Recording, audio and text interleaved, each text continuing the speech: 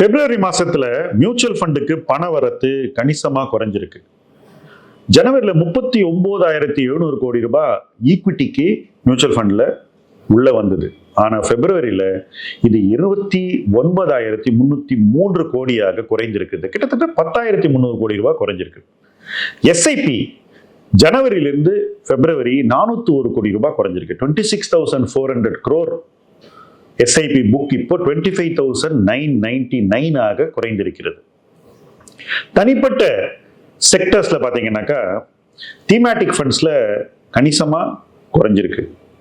அதே போல mid cap small cap ஃபண்ட்ஸ்லையும் ஜனவரியிலேருந்து பிப்ரவரி inflows கணிசமா குறைஞ்சிருக்கு. மிட் கேப்ல ஒரு 2,000 கோடி ரூபாய் குறைஞ்சிருக்கு. ஸ்மால் கேப்ல 1,700 crore குறைஞ்சிருக்கு. ஃபிளெக்ஸி கேப்ல அவ்வளவா பணம் குறையல. ஆனா முக்கியமான பாயிண்ட் என்ன தெரியுமா? இந்த மாசத்துல கூட லார்ஜ் கேப்புக்கு இன்ஃப்ளோஸ் குறைஞ்சிருக்கு. இது எதை காட்டுது?